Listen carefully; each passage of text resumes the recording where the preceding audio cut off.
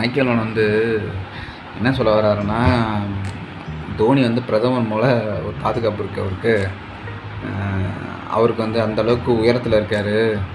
First முன்னாடி சச்சின் அப்படி இருந்தார், இப்போ இவர் இப்படி இருக்கார் அப்படின்னு சொல்கிறாரு. மைக்கேலனுக்கு கொஞ்சம் காண்டு, வேறு ஒன்றும் இல்லை.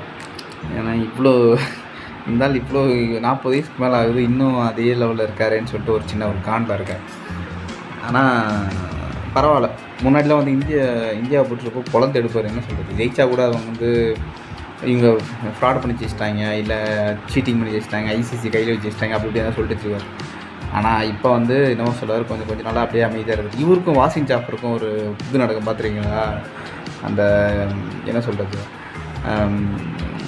அந்த ட்விட்லேயே நடக்கும். அது ஒரு போர் மாதிரி, வார்த்தை போர்னுவாங்க. அது இப்போ அவ்வளோ இல்லை. ஏன்னா இந்தியாவிலேருந்து ஜெயிச்சிட்டே வருதில்ல, அதனால் இவரால் பேச முடியல. வாஷிங் ஜாஃபரும் விட்டாருன்னு நினைக்கிறேன். இது நல்லாயிருக்கும். இந்நேரம் இந்த கப்பு ஜெயிக்கும் போது வாஷிங் விராத் போட்டு தான் செம்மையாக இருந்திருக்கும். என்ன இல்லை அப்படி தானே? அப்புறம் நான் சொன்னது ஏதாவது தப்பாக இருந்தால் நீங்கள் கமெண்ட்ஸில் போடலாம். ஓகே, என்ன சப்ஸ்கிரைப் பண்ணுங்கள், ஷேர் பண்ணுங்கள், மக்களே சப்போர்ட் பண்ணுங்கள். தேங்க்யூ.